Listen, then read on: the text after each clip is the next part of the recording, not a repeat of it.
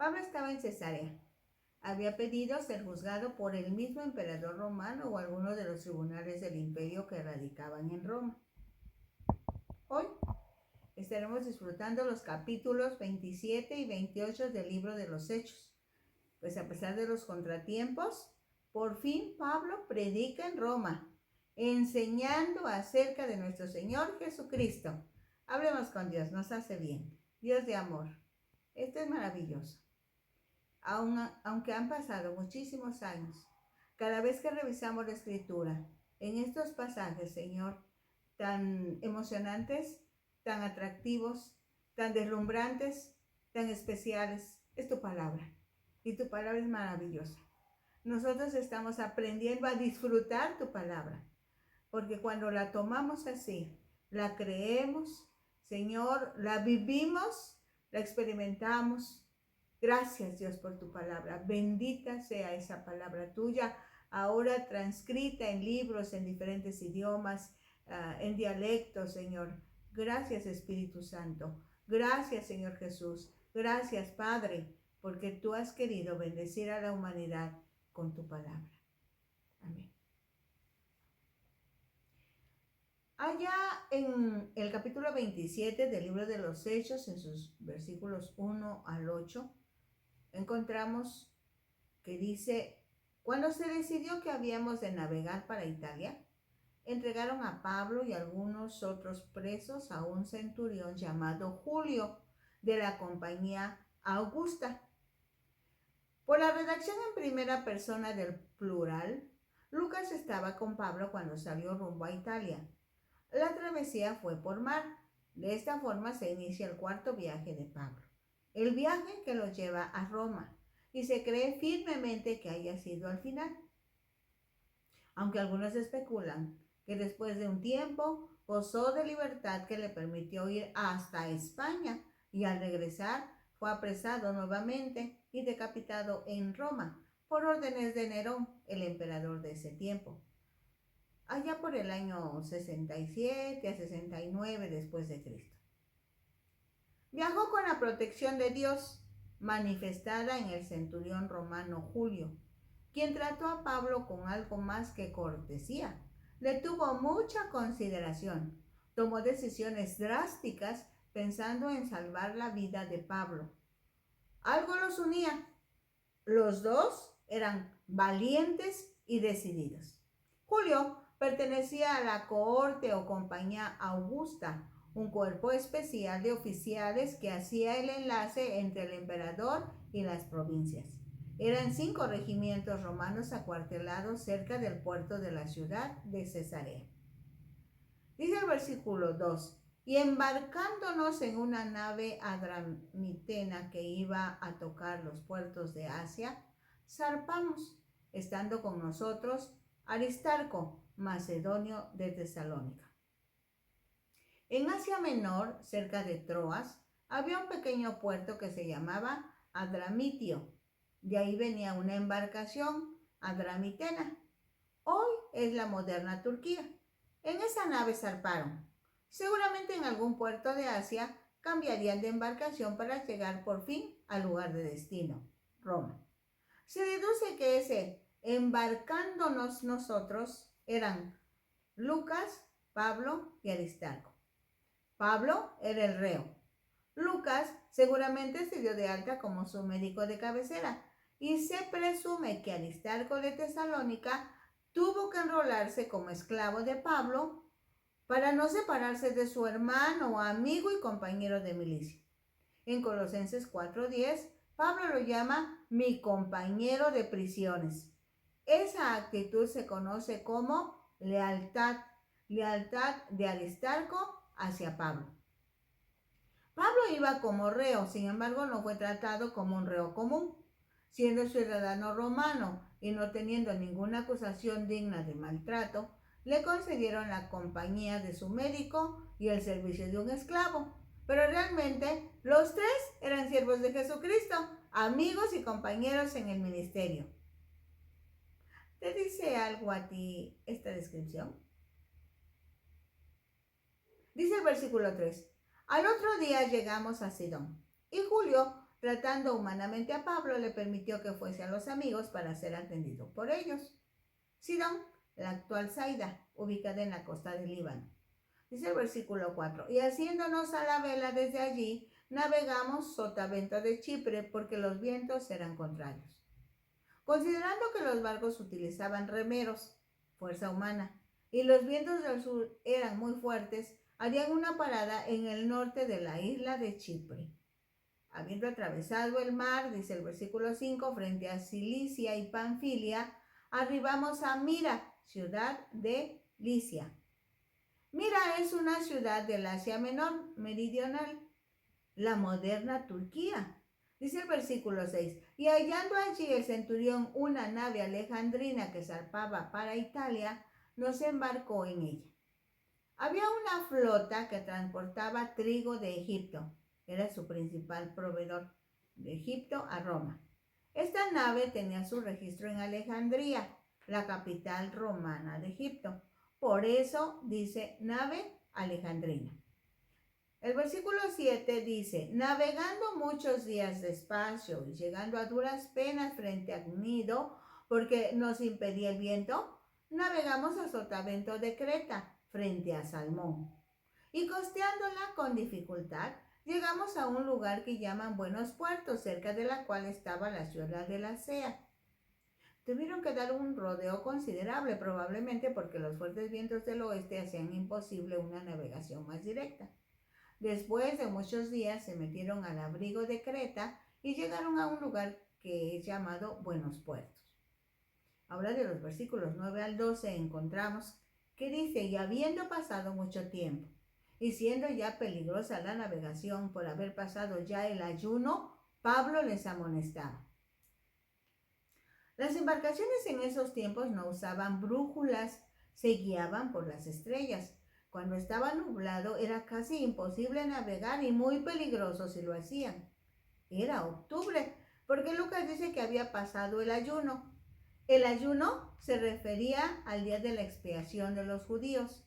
Esta fiesta se celebraba entre fines de septiembre y principios de octubre.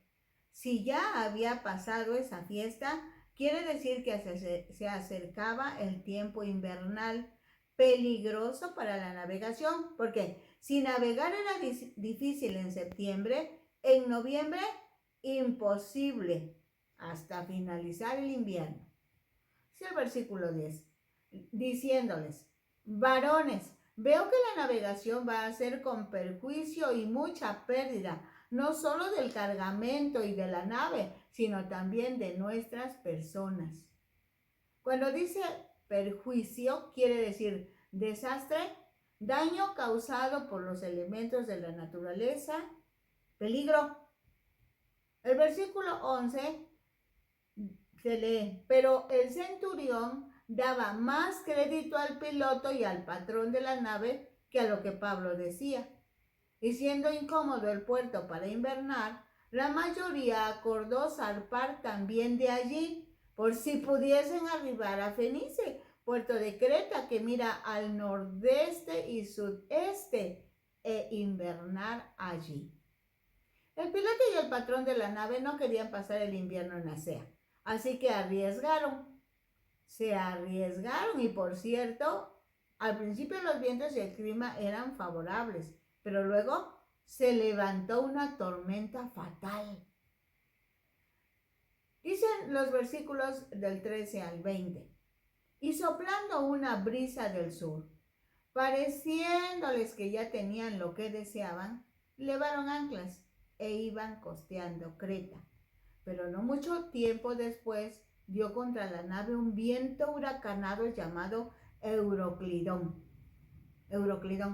unión de los vientos del sudeste y del oeste y vientos del noreste, y describe su curso como este-norteeste. Y siendo arrebatada la nave y no pudiendo poner proa al viento, nos abandonamos a él y nos dejamos llevar. Y habiendo corrido a sotavento de una pequeña isla llamada Clauda, con dificultad pudimos recoger el esquife. El esquife era una pequeña embarcación utilizada para transportar gentes desde un navío mayor hasta la costa. El versículo 17 se lee así. Y una vez subido a bordo, usaron de refuerzos para ceñir la nave, y teniendo temor de dar en la sirte, arriaron las velas y quedaron a la deriva. Ceñir la nave consistía en pasar sogas por debajo de la nave para mantenerla unida. Sirte se llamaba a los bancos de arena de la costa norte de África. Dice el versículo 18, pero siendo combatidos por una furiosa tempestad, al siguiente día empezaron a alijar, y al tercer día con nuestras propias manos arrojamos los aparejos de la nave. Era común que cuando un navío había sido azotado por una tormenta, echaban por la borda virtualmente todo, menos los pasajeros, para aumentar su flotabilidad, y eso hicieron, incluso tiraron la carga y la comida sobrante. Dice el versículo 20, y no apareciendo ni sol ni estrellas por muchos días, y acosados por una tempestad no pequeña, ya habíamos perdido toda esperanza de salvarnos. El versículo 21 al 26 dicen, entonces Pablo, como hacía ya mucho que no comíamos, puesto en pie en medio de ellos, dijo, habría sido por cierto conveniente, oh varones, haberme oído y no zarpar de Creta tan solo para recibir este perjuicio y pérdida. Esta expresión de Pablo no es una burla o reclamo. Lo que consiguió es que al recordarles que con la dirección de Dios les avisó del problema, pero a partir de ese momento lo escucharían y salvarían sus vidas. Dice el versículo 22, pero ahora os exhorto a tener buen ánimo, pues no habrá ninguna pérdida de vida entre vosotros, sino solamente de la nave. Porque esta noche ha estado conmigo el ángel del Dios de quien soy y a quien sirvo, diciendo, Pablo, no temas, es necesario que comparezcas ante César, y aquí Dios te ha concedido todos los que navegan contigo. Por tanto, oh varones, tened buen ánimo, porque yo confío en Dios que será así como se me ha dicho. Con todo, es necesario que demos en alguna isla. Los cargueros de granos no eran pequeños, no tenían timón, eran difíciles de manejar, se produjo un naufragio, pérdida de la embarcación, y aunque había reforzado la nave que parecía un paquete atado, se comprende el peligro en que se encontraban. En ese momento, el preso Pablo se hizo cargo de la situación, actuó como capitán del barco, porque era el único al que le quedaba valor. Una lección para nosotros. Sí, una lección para nosotros. Es que los que somos hijos de Dios, no perdemos el valor cuando el temor invade el corazón de todos los demás. Lo quiero repetir. Los que somos hijos de Dios, no perdemos el valor cuando el temor invade el corazón de todos los demás. Dicen los versículos 27 al 32. Venid a la 14ª noche, y siendo llevados a través del mar Adriático, a la medianoche, los marineros sospecharon que estaban cerca de tierra, y echando la sonda, hallaron 20 brazas, y pasando un poco más adelante, volviendo a echar la sonda, hallaron 15 brazas. El sondeo se hacía echando una cuerda con peso, marcando la línea en el agua. Cuando llegaba al fondo, los navegantes podían saber la profundidad del agua por las marcas de la cuerda.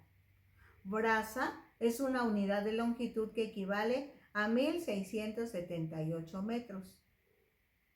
Dice el versículo 29, y temiendo dar en escollos, echaron 4 anclas por la popa y ansiaban que se hiciese de día. Un escollo es un peñasco dentro del mar o debajo del agua y que no se descubre fácilmente. Ancla es un objeto de hierro y se echa desde una embarcación al fondo del mar. La popa es la parte trasera y la proa es la parte delantera de un barco. Seguramente oyeron el batir de las olas o alguna costa distante. Echaron las anclas de popa para reducir la velocidad de la nave a fin de evitar estrellarse contra las rocas que no pudieran ver, que no podían ver.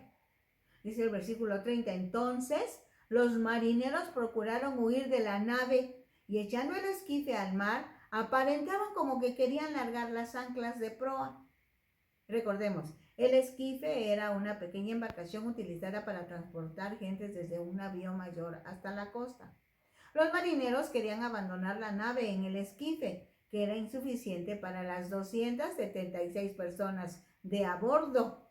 Dice el versículo 31, pero Pablo dijo al centurión y a los soldados, si estos no permanecen en la nave, vosotros no podéis salvaros. Entonces los soldados cortaron las amarras del esquife y lo dejaron perderse. En ese momento, sí le creyeron a Pablo, y el centurión romano y sus soldados asumieron el mando de aquella nave civil. Pablo le estropeó el plan a los soldados. La compañía tenía que hundirse o nadar unida. Dice los versículos 33 al 38. Cuando comenzó a amanecer, Pablo exhortaba a todos que comiesen diciendo, este es el 14º día que veláis y permanecéis en ayunas, sin comer nada. Por tanto, os ruego que comáis por vuestra salud, pues ni aun un cabello de la cabeza de ninguno de vosotros perecerá. Y habiendo dicho esto, tomó el pan y dio gracias a Dios en presencia de todos, y partiéndolo comenzó a comer. Pablo insiste en que coman. Era un hombre inspirado por Dios, pero era también un hombre intensamente práctico. No le cabía la menor duda de que Dios haría su parte, pero también sabía que ellos tenían que cumplir la suya. Pablo no era uno de esos tipos tan espirituales que no sirven para nada práctico. Sabía muy bien que los hambrientos no son eficaces, así es que reunió a la compañía del barco a su alrededor y los hizo comer. Dice el versículo 36. Entonces todos, teniendo ya mejor ánimo, comieron también. Y éramos todas las personas en la nave, 276. Y ya satisfechos, aligeraron la nave, echando el trigo al mar. Sucedió algo no esperado. El hombre de Dios ha conseguido que los demás estén seguros de que Dios está a cargo de la situación. Para transmitir a los demás la confianza en Dios, es necesario primero tener esa confianza en Dios, ya que estando tranquilos impactamos a los demás. Tomando el ejemplo de Pablo, todo seguidor de Cristo debe mantenerse firme cuando todos los demás vacilen. No lo olvides. Ahora vamos de los versículos 39 al 44. Ensenada es un entrante del mar en la tierra formando un seno donde pueden fondear los bancos, o sea, quedarse quieta la embarcación para abrigarse del viento. Varar es sacar una embarcación fuera del agua y colocarla sobre tierra firme. Dice el versículo 39, cuando se hizo de día, no reconocían la tierra, pero veían una ensenada que tenía playa en la cual acordaron varar, si pudiesen, la nave. Cortando pues las anclas, las dejaron en el mar, largando también las amarras del timón, e izada al viento, la vela de proa, enfilaron hacia la playa. Pero dando en un lugar de 2 aguas, hicieron encallar la nave, y la proa hincada quedó inmóvil, y la popa se abría con la violencia del mar. Encallar quiere decir inmovilizar un barco en cayos rocosos. Dice el versículo 42, entonces los soldados acordaron matar a los presos para que ninguno se fugase nadando. Pero el centurión, queriendo salvar a Pablo, les impidió este intento y mandó que los que pudiesen nadar se echasen los primeros y saliesen a tierra. Según las leyes romanas, si un preso escapaba, el soldado tenía que sufrir el castigo que mereciera el fugitivo. Por eso la reacción de los soldados era matar a los presos. Solamente que el ángel le había dicho a Pablo que no se perdería ninguno de los que iban con él en la embarcación. Para ese momento, Julio, el centurión, era la máxima autoridad, así que decidió que no morirían los presos. Dice el versículo 44, y los demás parte en tablas, parte en cosas de la nave, y así aconteció que todos se salvaron saliendo a tierra. Se cumplió la palabra que Dios le dijo a Pablo, Dios te ha concedido todos los que navegan contigo, 276 personas. Gloria a Dios. Dice el versículo 1 del capítulo 28. Estando ya a salvo, supimos que la isla se llamaba Malta. La isla de Malta se hallaba a 100 kilómetros al sur de Sicilia. Tenía puertos excelentes y estaba ubicada en forma ideal para el comercio. Y los naturales nos trataron no con poca humanidad, porque encendiendo un fuego nos recibieron a todos a causa de la lluvia que caía y del frío. Las personas que vivían en Malta eran de ascendencia fenicia. La palabra que se traduce como humanidad quiere decir amor por la humanidad, hospitalidad, prontitud para ayudar, pensar en los demás. Dice el versículo 3, entonces, habiendo recogido Pablo algunas ramas secas, las echó al fuego y una víbora huyendo del calor se le prendió en la mano. En Hechos 27, 23 al 25, Dios le prometió una travesía segura y no permitiría que nada detuviera a su siervo.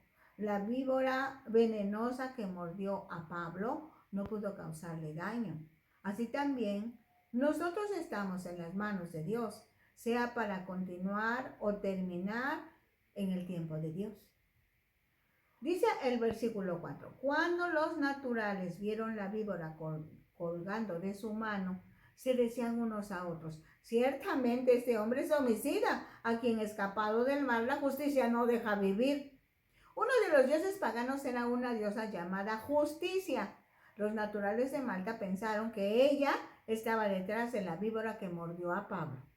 Dice el versículo 5, pero él, sacudiendo la víbora en el fuego, ningún daño padeció. Ellos estaban esperando que él se hinchase o cayese muerto de repente, mas habiendo esperado mucho y viendo que ningún mal le venía, cambiaron de parecer y dijeron que era un dios. Pablo es un claro ejemplo de la palabra encarnada. Estaba formado o conformado a la imagen de Jesucristo. Si reflexionamos en estos registros, podemos decir, fue necesario recoger leña para ayudar a mantener la fogata. Pablo lo hizo. Las visiones y experiencias espirituales no le habían hecho perder el sentido práctico de la vida. En uno de los manojos estaba durmiendo una víbora que al sentir el calor se despertó y se le enganchó en una mano. Pablo solo sacudió la mano, como diciendo, no pasó nada. Los nativos pensaron que Pablo era un dios y que el veneno de la víbora no le había hecho efecto por eso. También lo consideraron como un milagro, pero Pablo tomó ese incidente con naturalidad. Algo también nos enseña esta actitud. Dice en los versículos 7 al 10 del capítulo 28. En aquellos lugares había propiedades del hombre principal de la isla, llamado Publio, quien nos recibió y hospedó solícitamente 3 días. Y aconteció que el padre de Publio estaba en cama enfermo de fiebre y de disentería. Y entró Pablo a verle y después de haber orado le impuso las manos y le sanó. Publio era el oficial romano de más alto rango en la isla. Pablo hizo lo que sabía hacer, imponer manos sobre los enfermos y los enfermos sanaban. Hecho esto, dice el versículo 9, también los otros que en la isla tenían enfermedades venían y eran sanados, los cuales también nos honraron con muchas atenciones y cuando zarpamos nos cargaron de las cosas necesarias. De los versículos 11 al 16 dice, pasados 3 meses, nos hicimos a la vela en una nave alejandrina que había invernado en la isla, la cual tenía por enseña a Cástor y Polos. Y llegados a Siracusa, estuvimos allí 3 días. Siracusa era la principal ciudad de Sicilia. Dice el versículo 13, de allí, costeando alrededor, llegamos a Regio, y otro día después, soplando el viento sur, llegamos al segundo día a Puteoli. Puteoli era el principal puerto del sur de Italia. Dice el versículo 14, donde habiendo hallado hermanos, nos rogaron que nos quedásemos con ellos 7 días y luego fuimos a Roma, de donde, oyendo de nosotros los hermanos, salieron a recibirnos hasta el foro de Apio y las 3 tabernas. Y al verlos, Pablo dio gracias a Dios y cobró aliento. ¿Cómo llegó el Evangelio a Roma? El mensaje del Evangelio en Roma llegó de diversas formas. Muchos judíos que vivían en Roma visitaban Jerusalén durante las fiestas religiosas. Otros asistieron específicamente en Pentecostés, creyeron en Jesús y llevaron el mensaje a su regreso a la ciudad de Roma. Pablo escribió una carta a la iglesia en Roma cuando todavía no los visitaba. El Foro de Apio era un pueblo situado a 70 kilómetros al sur de Roma. Tres Tabernas estaba a 55 kilómetros al sur de Roma. En la vía Apia hay una costa, perdón, la vía Apia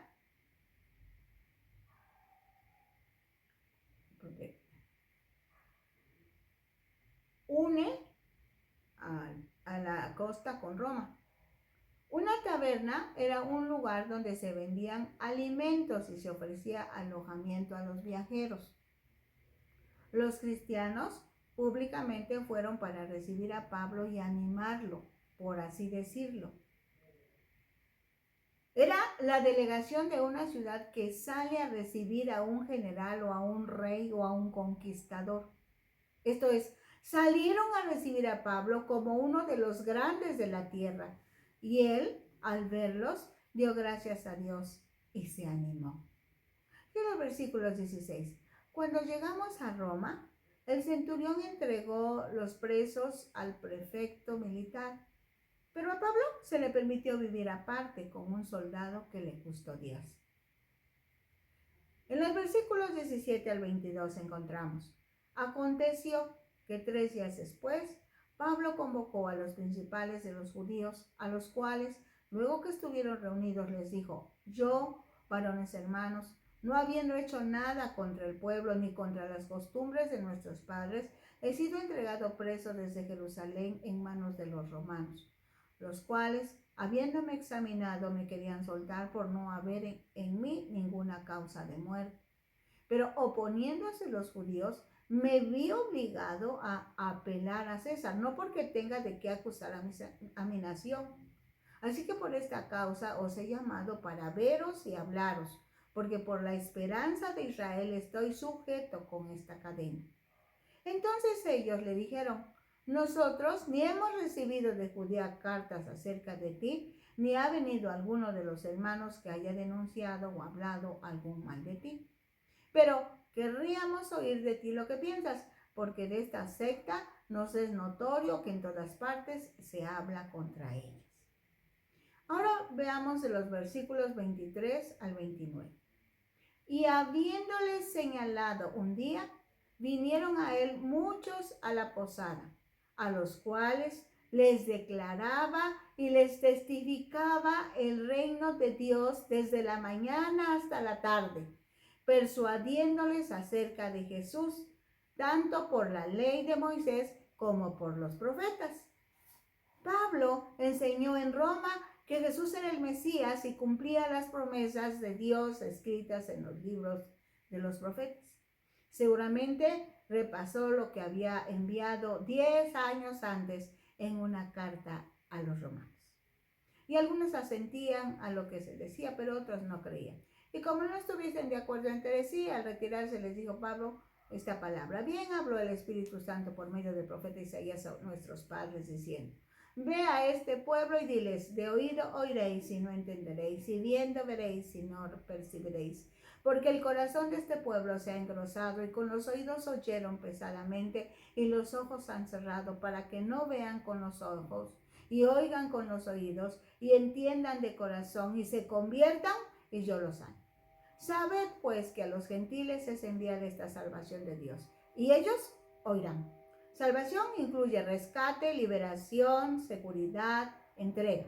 Significa perdón, sanidad, prosperidad, libertad, seguridad, rescate y restauración. La salvación de Cristo abarca el ser humano en su totalidad. Abarca el espíritu, el alma y cuerpo. La mayoría de los judíos de los días de Pablo, desde Jerusalén hasta Roma, rechazaron a Jesús como su Mesías, aunque algunos creyeron. El cristianismo se extendió desde Jerusalén hasta Roma. El mensaje del Evangelio pasó de las manos de la nación judía a los gentiles. El cristianismo dejó de ser parte de la religión judía, convirtiéndose en una esperanza para todas las naciones. Dice el versículo 29, y cuando hubo dicho esto, los judíos se fueron teniendo gran discusión entre sí. A cualquier lugar que llegó Pablo, primero les predicaba a los judíos. Llevaban los judíos más de 30 años creándole problemas al apóstol. Echaban a perder su trabajo y lo buscaron para matarle. Y a pesar de todo, hasta en Roma, es a los judíos a los que llama para enseñarles las verdades del Evangelio de Jesucristo. Por fin, el Espíritu Santo aclara las cosas. El que los judíos rechazaran a Jesús fue lo que les abrió la puerta a los gentiles. Pero hay un propósito en todo. La puerta que cerraron los judíos se abrió a los gentiles. Y eso no es el final, porque alguna vez, al final de los tiempos, habrá un rebaño y un pastor. Pablo lo dijo, todo Israel será salvo, junto con los gentiles. De los versículos 30 y 31, y Pablo permaneció 2 años enteros en una casa alquilada y recibía a todos los que a él venían. Durante el tiempo del arresto domiciliario, habló a los judíos, escribió cartas, las conocidas como epístolas desde la prisión, Efesios, Colosenses, Filipenses, Filemón, Tito, Timoteo. Lucas acompañó a Pablo en ese tiempo. También lo visitaron Timoteo, Tíquico, Epafrodito y Marcos. Pablo testificó a todo el pretorio, el personal del palacio y sede del tribunal de los pretores romanos, y se relacionó con los creyentes de la ciudad de Roma, predicando el reino de Dios y enseñando acerca del Señor Jesucristo abiertamente y sin impedimento. Desde el inicio dijimos que el libro de los Hechos está escribiéndose todavía con la vida de cada uno de los hijos del reino, hasta que Cristo venga por su iglesia amada. El libro de los Hechos narra el inicio y los primeros 30 años de la iglesia cristiana y su expansión. Se inició en Jerusalén, en el seno judío. Siguió Antioquía de Siria, Éfeso y Roma, las ciudades más influyentes del mundo oriental, desde donde se ha extendido hasta lo último de la tierra. Hechos 1:8. ¿Hasta dónde estás tú? Gracias a Dios. Gloria al Padre, gloria al Hijo y gloria al Espíritu Santo. Dios es bueno y fiel. La próxima semana, con la ayuda de Dios, estaremos aquí. Recuerden, disfrutando la palabra en Facebook, Rosa del Hernández Ojeda en YouTube, con nuestros hermanos de Ventana Virtual Radio Cristiana, la señal que edifica, la televisión Surimar y las radiodifusoras unidas con el propósito de divulgar la palabra. Bendiciones.